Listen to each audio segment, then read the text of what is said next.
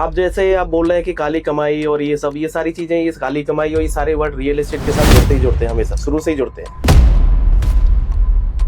जो इंसान समय के अकॉर्डिंगली अपने आप को चेंज कर लेता है तो उसकी जो रिजल्ट है तो बहुत फास्ट आने लगते हैं। और अभी बहुत सही समय, अगर आप सपोज करो 1 लाख रुपए की आपकी इनकम हो रही है तो उसमें से 10% अमाउंट आपको ऑनलाइन मार्केटिंग के लिए अलग से हटा के रखना चाहिए। आप बिलीव नहीं करोगे, 1 करोड़ 20 लाख रुपए बंदा जॉर्डन से ट्रांसफर करने के बाद में रजिस्ट्री के टाइम पे हम दोनों की मुलाकात हुई। मतलब उससे पहले ना तो उन्होंने मेरा चेहरा देखा था, ना मैंने उनका चेहरा देखा था। दोस्तों नमस्कार, आप सबका स्वागत है आज के हमारे इस नए पॉडकास्ट के अंदर। आज के जो हमारे गेस्ट है उनका ऑलमोस्ट 16 ईयर का एक्सपीरियंस है फार्मा इंडस्ट्री के अंदर। जी हाँ, पहले वो लोगों को ठीक करने के लिए गोलियां देते थे, दवाई देते थे, और आज के दिन में वो लोगों के इन्वेस्टमेंट को ग्रो करने की गोलियां देते हैं। अगर आप भी अपने इन्वेस्टमेंट को बहुत ज्यादा ग्रो करना चाहते हैं या फिर अपने कैरियर को रियल एस्टेट में ग्रो करना चाहते हैं तो ये पॉडकास्ट आप अंत तक जरूर देखना, क्योंकि आज के पॉडकास्ट के अंदर आपको सच में बहुत सारी चीजें पता चलेगी कि आप एक छोटे से पैसे को बड़ा कैसे बना सकते हैं, आप अपने इन्वेस्टमेंट में कैसे 4 चांद लगा सकते हैं, या फिर आप अगर करियर के उस मोड़ पे है जहां से आपको डर लग रहा है कि यार यहां पर आने के बाद मैं सेक्टर कैसे चेंज करूं, या आप भी कहीं पॉलिटिक्स के शिकार हो रहे हैं जॉब वाले के, तो भी आपके लिए यह पॉडकास्ट बहुत जबरदस्त होने वाला है। तो आइए स्वागत करते हैं हमारे आज के गेस्ट का, मिस्टर लोकेश जी गुप्ता का। लोकेश जी, बहुत बहुत स्वागत है and thank you so much, आपने हमारा इनविटेशन स्वीकार किया और हमारे thank you Rambagh ji, thank you very much for invitation. Thank you Lokesh ji. Lokesh ji, हमारी ऑडियंस आपके बारे में जानना चाहेगी। जैसे कि आपने मेरे को बताया था कि आपको इतना वास्ट एक्सपीरियंस है फार्मा का, कॉर्पोरेट का, और उसके बाद आप रियल एस्टेट में आए, तो आप एक छोटा सा इंट्रोडक्शन हमारे ऑडियंस के लिए। बिल्कुल रामबाग जी, बिल्कुल। फ्रेंड्स, मैं जैसा कि रामबाग जी ने मेरा नाम बताया, मैं लोकेश गुप्ता। एक्चुअली मैं पहले अपनी क्वालिफिकेशन के बारे में बताऊंगा। मैंने बीएससी प्लस एमबीए किया है। एमबीए मैंने आगरा यूनिवर्सिटी से किया है एक्चुअली। उसके बाद मैं जयपुर में शिफ्ट हुआ। जयपुर 2004 में मैंने फार्मा इंडस्ट्री में कदम रखा। फिर फार्मा इंडस्ट्री में मैंने 16 साल इस इंडस्ट्री को दिए, और एक अच्छे लेवल की कंपनी के साथ मैंने वर्क किया, और लास्ट कंपनी मेरी एल्केम थी फार्मा के अंदर। लोकेश जी, आपने फार्मा के अंदर ऑलमोस्ट 16 साल काम किया, और 16 साल के अंदर तो लोगों को ऐसे लगता है कि वो सेक्टर या वो जॉब उनके रग रग में बस जाती है। उसके बाद में ऐसा कौन सा टर्निंग पॉइंट आया कि आपने रियल एस्टेट में आने का विचार बनाया? बिल्कुल सही कहा आपने रामबाग जी। एक्चुअली फार्मा इंडस्ट्री में मेरा सब कुछ अच्छा चल रहा था। एक्चुअली मैं बताऊं आपको, मैंने जिस फील्ड में भी, जिस सेक्टर में भी मैंने काम किया है, वहां मन लगा के काम किया, इन्वॉल्वमेंट के साथ में काम किया, और वहां पे एक अच्छी लेवल की मेरी इमेज थी हर जगह पे। तो फार्मा में भी अच्छा कुछ सब चल रहा था कि वहाँ पैसा भी था, टूर्स भी थे, फॉरेन टूर भी वहाँ पे अचीव किए। बट कुछ जगह पे कुछ पॉइंट्स ऐसे आए फार्मा के अंदर कि यहाँ जैसे कुछ पॉलिटिक्स का मैं शिकार हुआ। फ्रेंड्स, मैं एक चीज मैं बताना चाहूंगा मैं आपको कि जहां हम एक जॉब में एक अच्छे लेवल पे आप पहुंच जाते हैं, जब एक सीनियर लेवल पे पहुंच जाते हैं तो वहाँ पे पॉलिटिक्स स्टार्ट हो जाती है जनरली। तो मैं 2 बार पॉलिटिक्स का शिकार हुआ। तो फिर मैंने सोचा कि यार कुछ मुझे हटके करना चाहिए। मैं इस चीज के लिए, जॉब के लिए नहीं बनाऊं, मुझे बिजनेस में जाना है। तो फिर मैं बिजनेस में मैंने जाने का प्लान बनाया। और एक्चुअली फ्रेंड्स, मैं ये बताना चाहूंगा कि मैं फार्मा जॉब के साथ में नेटवर्किंग कंपनीज भी मैं करता था। तो नेटवर्किंग कंपनी में मेरे एक एसोसिएट थे जो सिरसी रोड पे रहते थे। तो उनका एक दिन फोन आया कि यार लोकेश जी, मेरे कोई मिलने वाले हैं मानसरोवर में, उनको आपको प्लान देने जाना है। तो मैं यहाँ गोकुल कृपा के अंदर मिस्टर पवन गुप्ता जी हैं, उनको मैं प्लान देने आया था नेटवर्किंग का। तो मैंने उनको प्लान दिया। फिर उन्होंने पवन गुप्ता जी ने मुझे गोकुल कृपा का सिस्टम समझाया। तो मैंने इजी वे में ये सिस्टम समझा, और फिर उसके बाद में सिस्टम समझने के बाद में मैं चला गया। तो आपको ऐसे क्या चीज पसंद आई सर यहाँ पर कि एक आपने जमाया, अपना करियर छोड़ के यहाँ पर आप शिफ्ट हुए इस नई सेक्टर के अंदर जिसमें लोगों को डर लगता है आने में? बिल्कुल बिल्कुल, मुझे थोड़ा सा कॉन्फिडेंस इसलिए आया इस सेक्टर में आने का। एक्चुअली कि फार्मा में भी हम ओनली हम लोगों से कम्युनिकेट ही करते थे, लोगों से मिलने का ही काम था, डॉक्टर से, मेडिकल स्टोर से, सबसे मिलने का ही, कम्युनिकेशन का ही काम था। तो मुझे फील्ड चेंज करने में थोड़ा सा डर इसलिए कम लगा क्योंकि मैं कॉन्फिडेंस था कि मुझे लोगों से ही तो बात करनी है। खाली मेरा प्रोडक्ट चेंज हो रहा था। वहां मैंने मेडिसिन सेल्स की थी, मैं यहाँ पे रियल एस्टेट में प्लॉट सेल करने जा रहा था।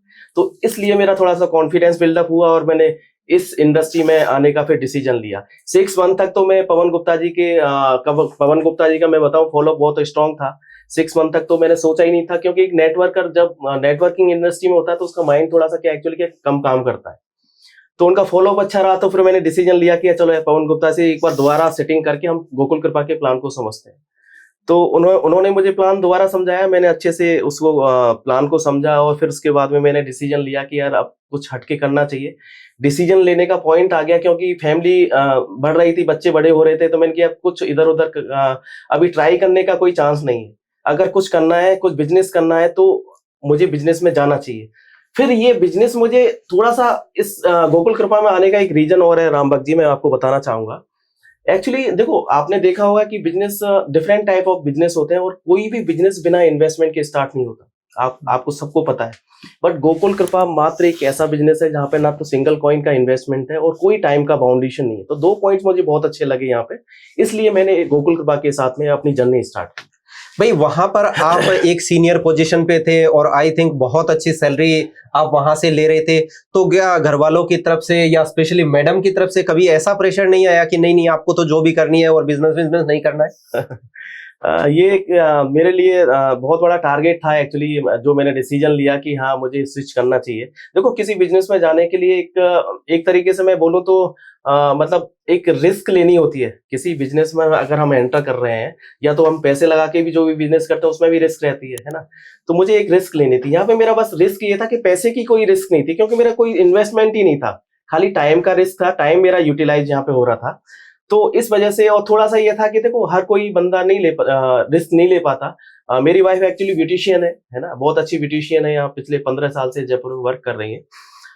तो फिर मैंने सोचा कि यार घर का खर्चा तो चलो मैडम के जो इनकम हो रही थी उससे चल ही रहा था, तो यहाँ पर रिस्क लिया जा सकता है। तो मैंने फिर यहाँ पे रिस्क लिया।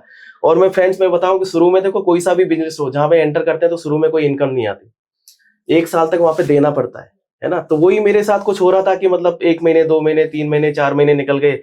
बहुत स्ट्रगल हुआ स्टार्टिंग में, सेल भी कम हुई। तो डेली शाम को घर पे जाते थे तो सुनना पड़ता था कि यार कोई सेल नहीं हो रही, आप वापस जॉब में जाओ, वापस जॉब में जाओ। बट मैंने एक टारगेट बना रखा था कि यार मुझे कुछ अलग हटके करना है। तो मैं धीरे धीरे लगा रहा। फिर मैंने एक ही दिशा में वर्किंग करी, और धीरे धीरे करके एक बहुत बड़ा कारवा इकट्ठा हो गया। इसीलिए कहते हैं कि हर सक्सेसफुल आदमी के पीछे एक औरत का हाथ होता है, और लोकेश जी के पीछे तो स्पेशली इनकी वाइफ का बहुत बड़ा योगदान रहा है। लोकेश जी, अगर मैं रिस्क की बात करूं तो आई थिंक फार्मा के अंदर जो आप काम करते थे तो वहां पर ज्यादातर वर्किंग जो था वो, अगर मैं पैसे की बात करूं तो 1 नंबर में होता था, यानी आपको चेक से ही डील करना पड़ता था या बैंक ट्रांजेक्शन से डील करना पड़ता था। लेकिन रियल एस्टेट के अंदर तो काली कमाई का सबसे बड़ा सोर्स होता है। यहाँ पर ब्लैक मनी का जो इन्वॉल्वमेंट है वो बहुत ज्यादा होता है। तो आप कैसे सरवाइव कर पाए कि भाई ये ब्लैक मनी आपने कैसे उसको यूटिलाइज किया, कैसे मैनेज कर पाते हैं? हाँ रामभक्त जी, आपका क्वेश्चन बहुत अच्छा है। एक्चुअली मैं बताऊं आपको, फार्मा में तो क्या लिमिटेड जो मतलब सप्लाई रहती थी, तो उसको तो चेक्स में ही मतलब डीलिंग्स होती थी सारी। बट रियल एस्टेट का मार्केट बिल्कुल डिफरेंट मार्केट है। आप जैसे आप बोल रहे हैं कि काली कमाई और ये सब, ये सारी चीजें, ये काली कमाई और ये सारे वर्ड रियल एस्टेट के साथ जुड़ते ही जुड़ते हैं, हमेशा शुरू से ही जुड़ते हैं। बट 2016 के बाद में जब से रेरा आया है, तो धीरे धीरे करके ये चीजें मतलब ना के बराबर मतलब खत्म हो चुकी हैं। मतलब धीरे धीरे करके बिल्डर्स मतलब नंबर 1 पर आने लगे हैं, और जो काली कमाई का पैसा लोग जो एडजस्ट करते थे, तो वो धीरे धीरे कम हो रहा है, और नंबर 1 में ही सारा काम स्टार्ट हो रहा है। अभी रियल एस्टेट का काम भी बड़ा स्मूथ वे में चल रहा है, कोई दिक्कत नहीं। मतलब आपका कहने का ये है कि काली कमाई के जो सोर्सेज पहले थे वो रेरा आने के बाद में बहुत ज्यादा कम हो गए हैं, या फिर ऑलमोस्ट गायब ही हो गए हैं? नहीं, बहुत ज्यादा कम हो गए, गायब तो नहीं बोल सकते, है ना। देखो, ऐसा कोई मार्केट नहीं है कि वहां सारी चीजें खत्म हो जाए, थोड़ा बहुत छुटपुट तो चलता रहता है। बट है कि ना के बराबर हो गए, ये कह सकते हैं। तो फिर शुरुआती दिनों में आपको किन किन चुनौतियों का सबसे बड़ा सामना करना पड़ा? रियल एस्टेट में शुरुआती दौर में तो देखो, ये था कि अपना फील्ड बिल्कुल चेंज हुआ था, क्योंकि रियल एस्टेट का मैं आर भी नहीं जानता था। बट ये है कि कॉन्फिडेंस ये था कि लोगों से बात करनी है, तो हम लोगों को यहाँ पे ऑफिस में बुलाते थे विजिट के लिए, कन्वेंस करते थे, प्रोजेक्ट विजिट कराते थे। तो शुरू में थोड़ा सा कन्वेंस करना थोड़ा सा टिपिकल था, पर वो धीरे धीरे करके हैबिट में आ गया, और फिर डील्स 1 to 1 करके कन्वर्ट होती चली गई, और उसके बाद में एक तो बहुत अच्छा मार्केट बिल्डअप हुआ।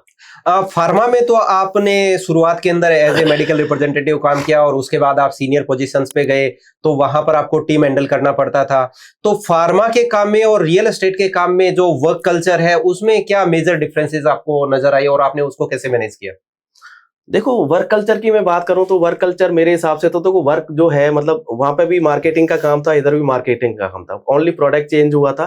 तो मार्केटिंग की जो डेफिनेशन है वो लोगों से बात करना, उधर भी करनी थी, इधर भी बात करनी थी। और प्रोडक्ट चेंज हुआ था तो थोड़े से हर्डल स्टार्टिंग में आते हैं, वो धीरे धीरे करके सारे हर्डल सॉल्व हो गए, और एक अच्छा मार्केट बिल्डअप हुआ रियल एस्टेट का भी। इसका मतलब तो ये है कि भाई जो एक सेल्समैन है या जो सेल्स में काम कर रहा है उसके लिए आई थिंक केवल प्रोडक्ट चेंज होता है, चाहे वो फार्मा का हो या रियल एस्टेट का हो या किसी गुड्स एंड सर्विसेज कंपनीज का हो। तो क्या हर कोई सेल्समैन रियल एस्टेट में इतना इजीली काम कर सकता है जिस तरीके से आपने यहाँ पर इतना ग्रो किया है? देखो, मतलब फील्ड चेंज होने से कुछ फर्क नहीं पड़ता, उस बंदे के अंदर बस थोड़ा सा कॉन्फिडेंस होना चाहिए और थोड़ा सा जुनून होना चाहिए कि हाँ भाई, हाँ ये मेरा प्रोडक्ट चेंज हुआ है बट मुझे काम करना है। अगर उसी जुनून से और उसी कॉन्फिडेंस से दूसरी फील्ड में भी हम काम करते हैं तो डेफिनेटली उसका रिजल्ट मिलता ही मिलता है। एक चीज और बताइए यार, मेरे मन में बार बार आ रहा है कि आपको इतना वास्ट एक्सपीरियंस था फार्मा का, 16 मोर देन 16 ईयर आपने उसमें दिए, तो वहां से जब आपने चेंज किया सेक्टर को तो क्या उसके बाद में आपको डर नहीं लगा? नहीं, डर तो नहीं लगा। जैसा कि मैंने बताया कि मेरे अंदर कॉन्फिडेंस, बहुत अच्छे लेवल का कॉन्फिडेंस था कि यार मुझे लोगों से ही तो बात करनी है, तो वो मेरे अंदर एक कला थी लोगों से बात करने की। तो उसी कॉन्फिडेंस के साथ मैं आगे गया। थोड़ा सा प्रोडक्ट चेंज हुआ तो थोड़े से तो हर्डल्स आए, बट इजी वे में सब कुछ मैंने रिजॉल्व कर लिया उसको।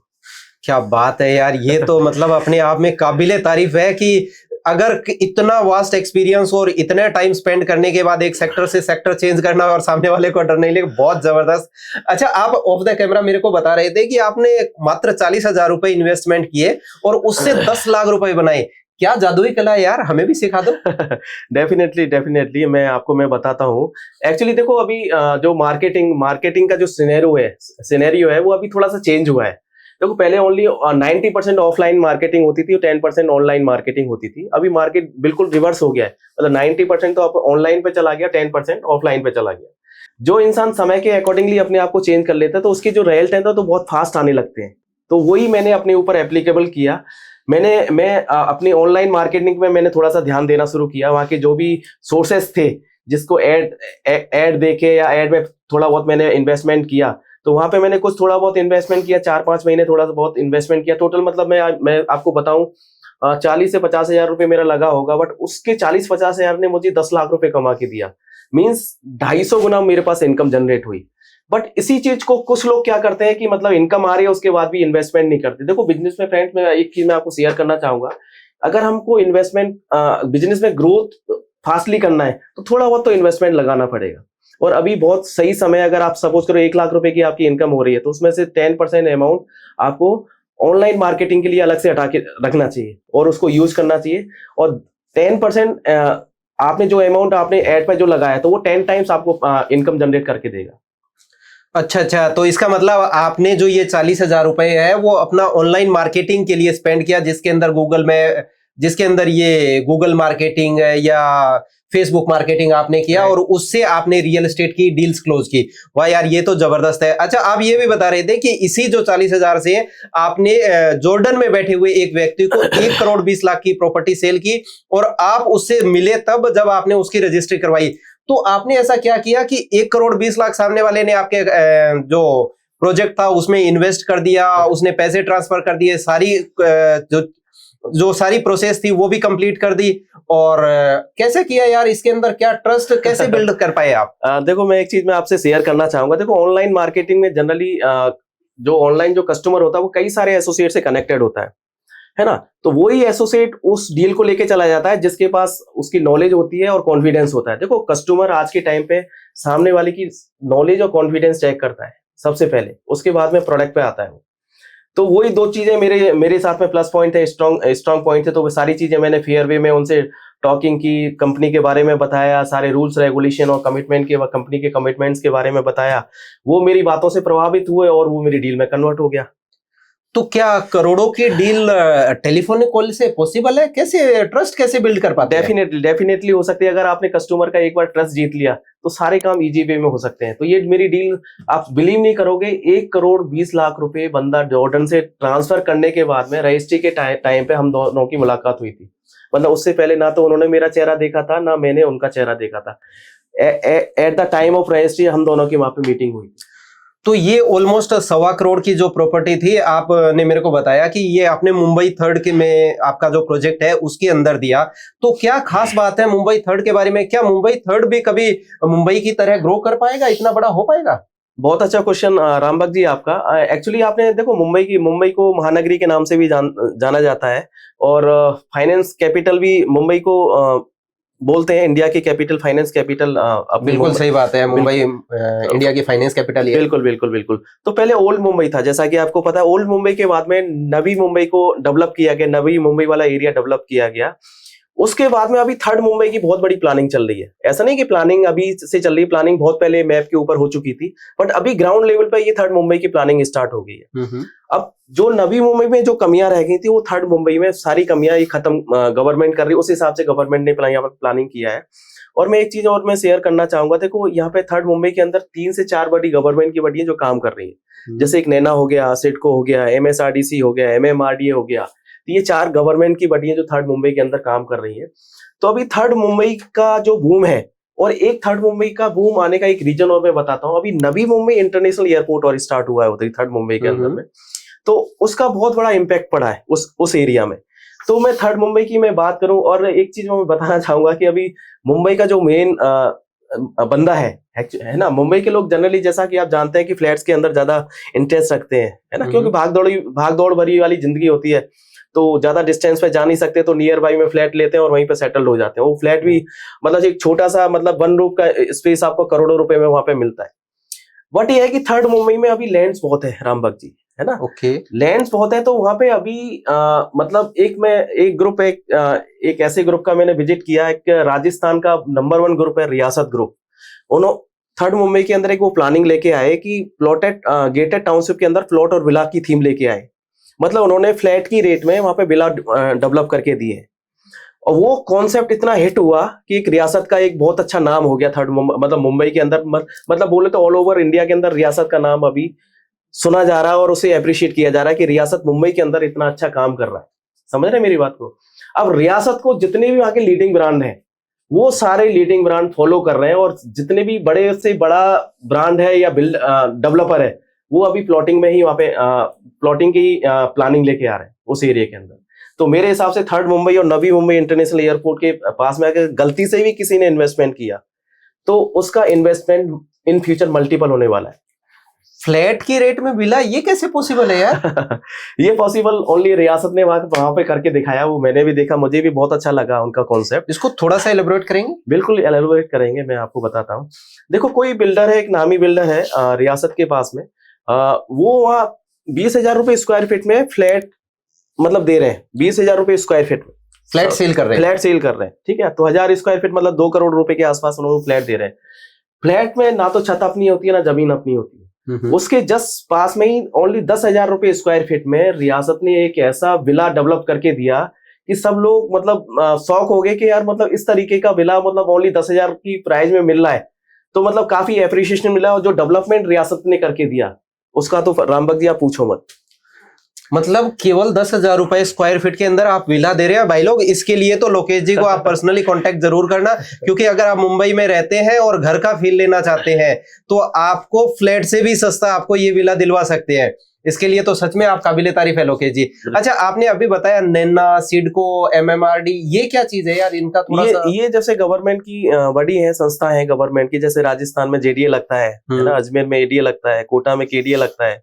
ऐसे मुंबई एक बड़ी सिटी हो गई, तो वहां पे 4-5 अलग अलग एरिया एरिया में, मतलब वहाँ की गवर्नमेंट की बॉडी है जो वर्क कर रही है। अच्छा, वहाँ की जो डेवलपमेंट अथॉरिटी, अगर अपन बोल डेवलपमेंट सकते हैं, अथॉरिटी, हाँ डेवलपमेंट जैसे कि जयपुर के अंदर जयपुर डेवलपमेंट अथॉरिटी हो गई, या मुंबई दिल्ली के अंदर बोले तो दिल्ली डेवलपमेंट अथॉरिटी हो गई, बिल्कुल उसी तरीके से वहाँ की जो development authority. Okay okay okay. हाँ हाँ। एक चीज यार मेरे मन में बार बार आ रही है कि बिना कोई प्रॉपर्टी देखे कैसे कोई करोड़ों का इन्वेस्टमेंट कर सकता है? ये पॉसिबल सिर्फ ऑनलाइन मार्केटिंग के थ्रू पॉसिबल हो सकता है, अदरवाइज कैसे भी नहीं हो सकता है ना। वो कैसे हो सकता है कि ऑनलाइन मार्केटिंग में, जैसा कि मैंने पहले बताया कि आपकी नॉलेज परफेक्ट होनी चाहिए और आपका कॉन्फिडेंस परफेक्ट होना चाहिए। अगर ये दोनों चीज परफेक्ट है तो आप किसी को भी कुछ भी सेल कर सकते हो, है ना। आप 10 रुपए का प्रोडक्ट भी सेल कर सकते हो, 10 करोड़ रुपए का भी प्रोडक्ट उसे दे सकते हो, अगर आपका कॉन्फिडेंस अच्छा है और आपकी नॉलेज अपडेट है। देखो ऑनलाइन में एक एग्जांपल मैं बताऊंगा, अभी 4-5 महीने पहले मेरे साथ घटित हुआ था। देखो ऑनलाइन में एक सपोज करो सेम ग्रुप के साथ में कस्टमर 4-5 एसोसिएट से कनेक्टेड होता है, ठीक है। अब जिसकी नॉलेज अपडेट होती है, कॉन्फिडेंस अच्छा होता है और ट्रस्ट में ले लेता है बंदे को, उसकी डील उससे फाइनल हो जाती है। तो कस्टमर ने मुझे बोला यार मेरे साथ वो एक बंदा और कनेक्टेड था आपके ग्रुप का, बट मैंने आपके साथ में डील इसलिए की कि क्योंकि आपका कॉन्फिडेंस लेवल अच्छा था, आपका फॉलोअप बहुत अच्छा था। और रामभक्त जी जैसे मैंने फॉलोअप बोला, अगर सेल्स में अगर आपका फॉलोअप स्ट्रांग नहीं है तो आप सेल्स में कभी सक्सेस नहीं हो सकते। फॉलोअप के साथ साथ मैं तो ये बोलूंगा यार, आपका हार्डवर्क भी बहुत जबरदस्त है, क्योंकि मुझे ऐसा भी पता चला था कि आप इतना हार्डवर्क करते हैं कि एक दिन आप मुंबई में काम करते करते शायद 10-12 किलोमीटर पैदल चलिए, और जिसकी वजह से आपको हीट स्ट्रोक भी हुआ और हॉस्पिटलाइज भी आप हुए, और वेंटिलेटर पे जब आप थे उस टाइम पे आप डॉक्टर्स को प्लॉट बेच रहे थे। वो थोड़े सा मेरे को यार बताइए, क्योंकि सच में लोगों को बहुत अच्छा लगेगा। हाँ एक्चुअली मैंने स्टार्टिंग में बताया था कि मैं जिस फील्ड में भी काम करता हूँ डेडिकेशन के साथ और जुनून के साथ में काम करता हूँ, तो वही मैं यहाँ अपने रियल एस्टेट में जैसे मैं वर्क कर रहा हूँ, तो मेरे मुंबई में वर्किंग कर रहा था, 1-2 फ्रेंड और मेरे साथ में थे। हम वर्किंग करते गए, पैदल चलते गए। एक्चुअली पैदल वहां पे कन्वेंस के और भी साधन है, बस पैदल चलने का एक रीजन ये था कि वहां पे लोगों से मीटिंग करनी थी जनरली। तो मतलब पता ही नहीं चला 10-12 किलोमीटर हम कब चल लिए। और एक्चुअली मुंबई में थोड़ी सी ह्यूमिडिटी ज्यादा रहती है, तो थोड़ा सा अपने जयपुर का एटमॉस्फेयर और वहाँ का एटमॉस्फेयर में थोड़ा सा डिफरेंस बहुत ज्यादा है, ठीक है। तो वो उससे मेरी तबीयत बिगड़ गई थोड़ी सी, और वो हीट स्ट्रोक में कन्वर्ट हो गई। तो सारे फ्रेंड्स ने मिलके मुझे एक हॉस्पिटल में एडमिट कराया, और वो तबीयत भी मेरी बहुत अच्छे लेवल की खराब हुई थी। इवन वेंटिलेटर और आईसीयू में मैं चला गया था एक्चुअली। और मेरी रामभक्त जी मेरी फुल मेमोरी लॉस हो गई थी उस टाइम पे। तो वो तो आप सब लोगों का आशीर्वाद था, दुआएं थी, तो मैं रिकवर होके आया और थोड़ा सा मुझे होश आने लगा। और जब मेरा थोड़ा सा होश आया था तो आप सभी लोगों में से बता रहे थे कि मैं वेंटिलेटर पर भी बैठा लेटा, मतलब मैं सारे हॉस्पिटल में डॉक्टर्स को नर्स को प्लॉट सेल कर रहा था कि 3rd मुंबई में मैं आपको विजिट कराता हूँ। एक चीज मैं आपको बताना चाहूंगा कि मैं वेंटिलेटर पर लेटा हुआ था और एक डॉक्टर मेरे पीछे पड़ गया, जो कि यार मैं तो फ्लाइट से जाऊंगा आपके 3rd मुंबई का प्रोजेक्ट देखने के लिए। मैं भी पीछे पड़ गया, हाँ सर मैं आपको फ्लाइट से ही आपको मैं विजिट कराऊंगा। तो मेरे फ्रेंड दीपक शर्मा जी थे सामने, तो मैंने कहा दीपक जी इनको फ्लाइट से ही लेके जाना वहां पे, उधर जाके नवी अपने 3rd मुंबई वाला प्रोजेक्ट विजिट कराने के लिए। तो मैं पीछे पड़ गया, लेके जाओ, जब तक वो गया नहीं हॉस्पिटल से तब तक मैं उसके पीछे लगा रहा। अच्छा, मतलब अनकॉन्शियसली अनकॉन्शियसली। बट एक्चुअली मतलब क्या बोले कि मतलब मेरी मेमोरी में वो फीड था कि हाँ ये मुझे काम करना है, काम जुनून था, मतलब एक मतलब उस टाइम पे भी मतलब ये सब कुछ हो रहा था। बट एक चीज मैं बताऊं, उस टाइम पे 3rd Mumbai Navi Mumbai international airport start ही नहीं हुआ था। बट मेरे दिमाग में ये था कि मतलब फ्लाइट से ही विजिट करानी है उसकी। अरे वाह। तो क्या जो मुंबई 3rd का जो एयरपोर्ट बना है, कि ये इंटरनेशनल एयरपोर्ट है या डोमेस्टिक है, और ये जो एयरपोर्ट है उसकी वजह से मुंबई 3rd है उसको कैसे बूम मिलेगा, और कैसे वहां का जो रियल एस्टेट मार्केट है वो बहुत ज्यादा ग्रोथ हो पाएगा? मैं आपको बताता हूँ, ये 3rd मुंबई नवी मुंबई इंटरनेशनल जो एयरपोर्ट बना है ना, छत्रपति शिवाजी इंटरनेशनल एयरपोर्ट से काफी बड़ा एयरपोर्ट यहाँ पे डेवलप किया है। और इसकी कनेक्टिविटी इस लेवल पे अभी कनेक्टेड किया जा रहा है नवी मुंबई इंटरनेशनल एयरपोर्ट को, मतलब छत्रपति से डायरेक्ट मेट्रो नवी मुंबई को कनेक्ट मेट्रो से कर रहे हैं, चारों तरफ से मेट्रो का नेटवर्क मतलब एयरपोर्ट तक कनेक्ट कर रहे हैं, है ना। और आपने देखा होगा कि जिस जिस शहर में एयरपोर्ट आया, एयरपोर्ट से 25 से 30 किलोमीटर के एरिया वहां पे मल्टीपल ग्रोथ आई है। आपने ये चीज नोट की होगी। तो मुझे भी ऐसा लगता है कि नवी मुंबई इंटरनेशनल एयरपोर्ट के पास में अगर गलती से भी किसी ने इन्वेस्टमेंट किया तो 10 टाइम 20 टाइम्स होगा with in 5 years। O that's great. Yeah. यार लोकेश जी, मुंबई तो लोगों के लिए वैसे ही हॉटस्पॉट है क्योंकि माया नगरी है, और रियल एस्टेट के मामले में तो वैसे ही बहुत बड़े बड़े बिल्डर, बहुत बड़े बड़े नामी एजेंट्स भी वहां पे काम कर रहे होंगे। तो आपने अपने आप को कैसे स्टेबल किया वहां पे इस इतने बड़े मार्केट के अंदर?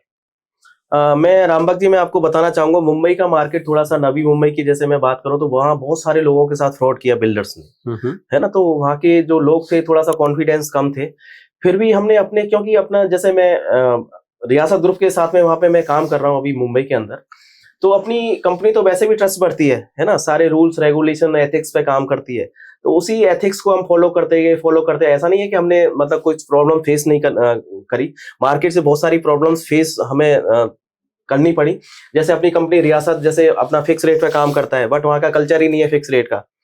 बट अपनी कंपनी के सामने भी बहुत सारे चैलेंजेस आए, मतलब बहुत सारे लोगों ने प्रेशर डाला कि आप इसको बार्गेनिंग उस पे ऑप्शन पे लेके आओ, पर अपनी कंपनी टिकी रही नहीं, हम अपनी फिक्स रेट पे काम करेंगे। धीरे धीरे बहुत सारी प्रॉब्लम्स फेस करी, बट अभी रियासत का मार्केट इतना अच्छा बिल्डअप हो गया कि मतलब लोगों को भी पता है कि हाँ यार, ये बिल्डर फिक्स रेट पे काम करता है। और रामबाग जी, जो डेवलपमेंट उस एरिया में जो करके दिया कंपनी ने, तो मतलब वहाँ का लोकल बिल्डर और लोकल कॉन्ट्रैक्टर है ना, वो एक दिन तो क्या हुआ कि एक मतलब ओडी मर्सिडीज से एक बंदा आया, मतलब अपनी प्रोजेक्ट में विजिट करने गया रियासत के संकल्प के अंदर। उधर से लौट रहा था, मैं अपना वीडियो बना रहा था, तो मैंने उनको रोका। मेरी आदत है हर किसी से बात करने की, तो मैंने उनको रोका, उन्होंने कांच नीचे किया। तो बोलते हैं कि यार, रियासत जैसा काम कोई भी करके नहीं दे रहा। तो मुझे इतनी खुशी हुई कि मतलब यार, अपनी कंपनी के लिए कोई थर्ड बिल्डर बोल के जा रहा है कि रियासत जैसा काम थर्ड मुंबई के अंदर में कोई नहीं कर रहा, तो मुझे बहुत अच्छा लगा। ये तो सच में बहुत काबिले तारीफ है, क्योंकि इतने बड़े शहर के अंदर और जहां पर बहुत बड़े बड़े नाम है, और उनके अंदर एक नए ग्रुप को जाके पहचान बनानी हो, और वो सक्सेसफुली वहां पे वर्क कर रहा है, वो सच में काबिले तारीफ है। यार एक चीज मेरे को ये बताओ कि मुंबई तो बहुत बिजी शहर है, वहां का ट्रैफिक है, और वहां पर लोगों की भागदौड़ भी बहुत ज्यादा है। जैसे मैंने कई लोगों से सुना है कि वहां पर जो लोकल्स है, वो भी अगर 1 मिनट लेट होती है तो आगे के सारे शेड्यूल बिगड़ जाते हैं। तो इतने बिजी शहर के अंदर आप अपने क्लाइंट मीटिंग को, क्लाइंट के साइट विजिट को कैसे मैनेज कर पाते हैं? हाँ देखो, थोड़ी सी प्रॉब्लम तो हमें फेस करनी पड़ी, क्योंकि अपनी जयपुर का मार्केट अलग था और वहाँ का मार्केट बिल्कुल डिफरेंट मार्केट था, है ना। क्योंकि वहाँ पे मतलब हम कस्टमर डील करने भी जाते तो वो लोकली, मतलब एक मेन वो था वहाँ पे। ऐसा नहीं कि लोकल में जो सफर कर रहा है, मतलब वो मतलब मिडिल क्लास है या उस पर पैसे नहीं है, तो इसलिए लोकल में वहाँ पे सफर कर रहा है। एक वहाँ मर्सिडीज वाला करोड़पति भी लोकल में सफर करता है। एक्चुअली वहाँ पे जो ट्रैफिक में जो 2-3 घंटे जाते हैं, उसको खत्म करने के लिए लोग लोकल को यूज करते हैं। तो हमने भी लोकल से ही मार्केटिंग शुरू करी, लोकल ट्रेन को यूज किया है। जे हमने लोकल से मार्केट, लोकल ट्रेन के अंदर हमें बहुत सारे कस्टमर्स मिले, और एक डेस्टिनेशन पर मुंबई के अंदर अगर पहुंचना है तो लोकल सबसे बेस्ट साधन है। मुंबई का जो मार्केट है वो बहुत ज्यादा उतार चढ़ाव वाला है, क्योंकि आपको एक बिल्डर बहुत हाई रेट वाला मिलेगा, उसके पास में बहुत कम वाला मिलेगा, तो मतलब उसके अंदर फ्लक्चुएशन बहुत ज्यादा है। तो आप एक एक्सपर्ट की नजर से उस मार्केट को कैसे देखते हैं? देखो रामबाग जी, मैं आपको एक बात शेयर करना चाहूंगा कि अगर आपके प्रोडक्ट में दम है, तो मार्केट में कितना भी फ्लक्चुएशन हो, कितनी भी प्राइस ज्यादा हो कम हो, उससे कुछ फर्क नहीं पड़ता। अगर आपके प्रोडक्ट में दम है तो उसे कोई नहीं रोक सकता। तो मुंबई का जो मार्केट है, क्या उसमें भी उतना ही टफ है प्रॉपर्टी बेचना जितना बाकी शहरों, जो छोटे शहर है, टीयर 2 टीयर 3 के शहर है, उनमें जितना टफ होता है उतनी? और दूसरा चीज, क्या उसमें मुंबई में बहुत ज्यादा संभावनाएं हैं जितनी टीयर 1 टीयर 2 शहरों में नहीं होती है, जैसे जयपुर अजमेर में? रामबाग जी, जैसा आप मुझसे पूछना चाह रहे हैं कि मतलब मुंबई में टफ है या जयपुर में टफ है ना। देखो, शुरू में हम लोगों को भी बहुत सारी प्रॉब्लम फेस करनी पड़ी, बहुत टफ लगा, क्योंकि मार्केट बिल्कुल डिफरेंट मार्केट था मुंबई का। शुरू में थोड़ा सा फेस करना पड़ा, बट अभी हमें बहुत अच्छा लगता है कि मुंबई जैसा मार्केट ही नहीं है रियल एस्टेट में। अगर रियल एस्टेट का वर्क करना है और मल्टीपल इंसेंटिव्स और मल्टीपल ग्रोथ आपको करनी है, तो मुंबई से बेटर मार्केट कोई भी नहीं है। जितना आपको मुंबई दे सकता है, और कोई मार्केट नहीं दे सकता। अगर मुझे मुंबई के अंदर इन्वेस्टमेंट करना है या कोई प्रॉपर्टी खरीदनी है, तो मुझे लीगल तरीके से, कि भी मैं जिससे लीगल डॉक्यूमेंट्स वगैरह चेक कर पाऊं, तो मुझे कौन कौन से डॉक्यूमेंट देखने चाहिए कि ये जो प्रॉपर्टी है या प्रोजेक्ट है वो लीगली अप्रूव्ड है या नहीं है? बिल्कुल बिल्कुल, देखो अगर हमें लीगलिटी चेक करनी है तो मुंबई नहीं, हम जहां भी, जिस जगह भी हम प्रॉपर्टी ले रहे हैं वहां पे हमें लीगलिटी चेक करनी चाहिए।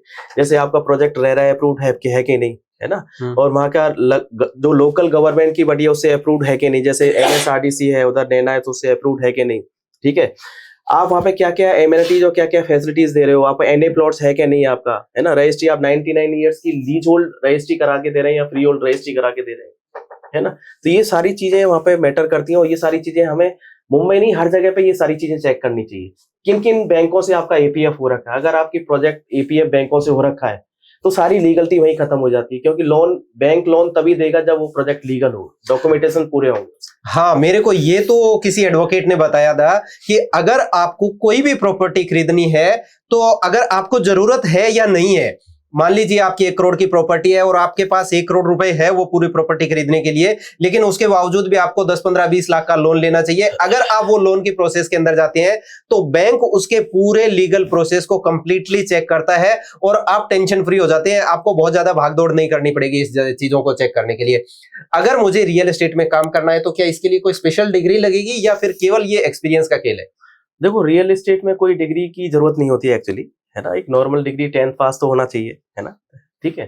तो इसमें एक मैंने जो रियल एस्टेट का जो मैंने अभी मेरा 5 साल का यहाँ पे कैरियर हुआ है, मैंने यहाँ पे नोट किया, तो एक मतलब आपको बैंक से रिटायर्ड पर्सन भी यहाँ पे रियल एस्टेट में वर्क करता हुआ दिखेगा, 10th पास बंदा भी यहाँ रियल एस्टेट में काम करता हुआ दिखेगा, है ना, जो बिल्कुल जिसे इंग्लिश भी नहीं आती, बिल्कुल बिल्कुल टोटली हिंदी है, तो वो भी एक अच्छा यहाँ पे वर्क कर रहा है ना। एक बीटेक वाला बंदा भी यहाँ पे दिखेगा, एक आर्मी से रिटायर्ड पर्सन भी यहाँ पे दिखेगा, मतलब there is no liability of मतलब एजुकेशन, मतलब सब चलता है यहाँ। अच्छा, एजुकेशन वगैरह का ऐसा कोई पर्टिकुलर सेगमेंट नहीं है। वैसे भी लोग कहते हैं कि अगर आपको बिजनेस करना है तो आपको बिजनेस के मेन गुण है वो आने चाहिए, आपका एजुकेशन इसमें ज्यादा मायने नहीं रखता है, राइट। कम्युनिकेशन बेटर होना चाहिए बस। अगर आपको आपके कस्टमर को किसी को प्लॉट देना है तो आप सही लोकेशन का चुनाव कैसे करते हैं, क्या क्या चीजें देखते हैं उसके लिए? देखो, उसके लिए सबसे सही लोकेशन का चुनाव तो ये इस तरीके से डिफाइन किया जाता है कि उस एरिया में गवर्नमेंट के क्या क्या डेवलपमेंट आ रहे हैं वो सबसे पहले हमें चेक करना चाहिए, क्योंकि जिस एरिया में गवर्नमेंट के जो डेवलपमेंट आ रहा है वो एरिया जल्दी से ग्रो करता है, ठीक है। दूसरा सबसे बड़ा, देखो प्रॉपर्टी के रियल एस्टेट में अगर आप रहने के हिसाब से देख रहे हैं या इन्वेस्टमेंट के हिसाब से देख रहे हैं तो उसमें जनरली 2 चीजें मैटर करती हैं, 2 चीजें चेक करनी चाहिए कि उस प्रोजेक्ट की कनेक्टिविटी कैसी है और उसका डेवलपमेंट कैसा है, राइट। तो उस एरिया में जो प्रोजेक्ट है उसकी कनेक्टिविटी हमें सब चेक करनी चाहिए कि वो 80 फीट, 60 फीट, 100 फीट, 160 या 200 फीट रोड से उसकी कनेक्टिविटी है कि नहीं, है ना। और दूसरा डेवलपमेंट कैसा है उस प्रोजेक्ट का, तो ये 2 चीजें मैटर करती हैं। तो क्या आज के दिन में ऐसा भी हुआ है, बहुत सारे एनआरआईज है वो इंडिया के अंदर इन्वेस्टमेंट कर रहे हैं, स्पेशली अगर मुंबई 3rd की बात करूं तो उनपे भी क्या लोगों को ज्यादा फोकस करना चाहिए, या जो रियल एस्टेट के एजेंट्स हैं उनको फोकस करना चाहिए एनआरआईज पे? हाँ, बिल्कुल करना चाहिए। देखो, आपको एनआरआईज आपके कांटेक्ट में तभी आएंगे जब आप ऑनलाइन मार्केटिंग कर रहे हैं, डिजिटल मार्केटिंग पे अगर आप चले गए तो आपके ऑनलाइन जो एनआरआई क्लाइंट्स अपने आप ही आपसे कनेक्ट हो जाएंगे। बट आपने ये है कि आपको आप डिलीवर क्या कर रहे हैं, अब ऑनलाइन मार्केटिंग में आप इंफॉर्मेशन क्या दे रहे हैं उस पर डिपेंड करता है कि आपकी इंफॉर्मेशन वो करेक्ट होनी चाहिए और एक सही वे में होनी चाहिए। उन लोगों को आप क्या सलाह देना चाहेंगे जो स्पेशली फार्मा सेक्टर के अंदर काम करते हैं या कोई भी कॉर्पोरेट के अंदर काम कर रहे हैं और अब उनको रियल एस्टेट में क्यों फोकस करना चाहिए और यहाँ पर क्या क्या उनके लिए और ज्यादा बेटर संभावनाएं मिल सकती है? देखो, मैं आपको ये बताना चाहूंगा कि आपको, देखो मैंने जैसा कि बताया, जॉब होता है, बिजनेस बिजनेस होता है। जॉब में ओनली घर की दाल रोटी चल सकती है। अगर आपने कुछ ड्रीम्स पाल रखे हैं तो वो ओनली बिजनेस के अंदर ही ड्रीम्स आपके पूरे हो सकते हैं। और अगर आपको बिजनेस ऐसा मिल जाए कि जिसमें आपका सिंगल कॉइन का इन्वेस्टमेंट नहीं हो, कोई टाइम का बाउंडेशन नहीं हो, तो सोने पे सुहागा। तो इस तरीके का बिजनेस जो मैं कर रहा हूं, अभी प्रेजेंट में कर रहा हूं, तो उसके लिए आगे जाना चाहिए, जॉब को क्विट करना चाहिए, सही समय पे डिसीजन लेके उसे बिजनेस के अंदर एंटर करना चाहिए। बिल्कुल सही बात है, क्योंकि जॉब जो भी होती है यानी नौकरी को अगर आप जैसे अपन बचपन में उसको संधि विच्छेद करते थे ना, नौकरी मतलब ना करी, कभी नहीं करना चाहिए। और अगर आपने नौकरी कर ली तो नौकरी करने के बाद में आपको मिलता क्या है? तनख्वाह। यानी अगर उसका भी संधि विच्छेद करोगे तो तन और ख्वाह, मतलब आपने अपने शरीर को बेच के जो कमाया है ना वो आपको तनख्वाह मिलती है। तो जिसके अंदर ना कोई करी है और आपको अपना बॉडी का हर पार्ट बेचना पड़ेगा, तो ये काम तो मेरे हिसाब से बिल्कुल नहीं करना चाहिए। बिल्कुल बिल्कुल बिल्कुल।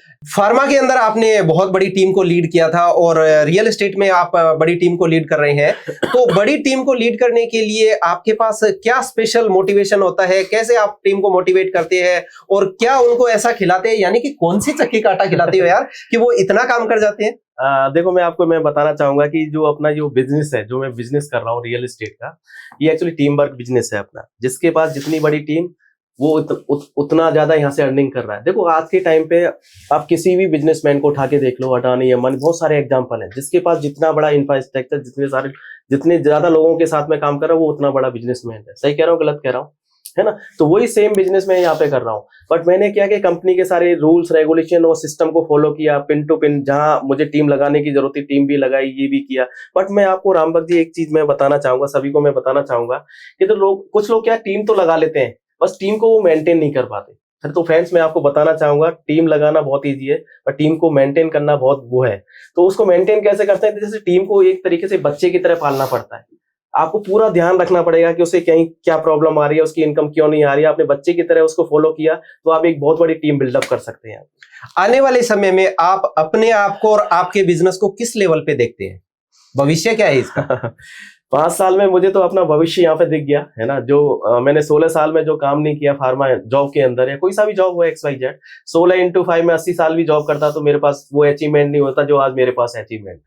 समझ रहे मेरी बात को? अभी मैं लोगों के साथ में व्यापार कर रहा हूँ। अगर मैं 3 महीने भी दुबई चला जाऊं तो 6 से 7-8 लाख रुपए मेरे हर महीने मेरे अकाउंट में आएगा, कोई रोकने वाला नहीं है। तो अभी मेरा 5 साल का विजन ये है, अगर मैं नेक्स्ट 5 ईयर की मैं प्लानिंग करता हूं तो 15 लाख रुपए मेरे महीने के कोई यहाँ से जाने वाले नहीं। अगर आपको भी लगता है आप भी रियल एस्टेट के एक्सपर्ट है और आपकी सलाह से या आपके नॉलेज से लोगों का भला हो सकता है, तो आप कनेक्ट कीजिए हमारी टीम से। रियल एस्टेट विद आरबी के चैनल को देखते रहिए, और अगर आप किसी नए गेस्ट को देखना चाहते हैं तो उस गेस्ट का नाम भी आप कमेंट में लिखिए या हमारी टीम को भेजिए, हम उस गेस्ट को भी बुला के और उनका भी नॉलेज को आपके साथ शेयर करना चाहेंगे। Thank you so much Lokesh ji, आपने बहुत बहुत धन्यवाद। थैंक यू राम, समय दिया। Thank you.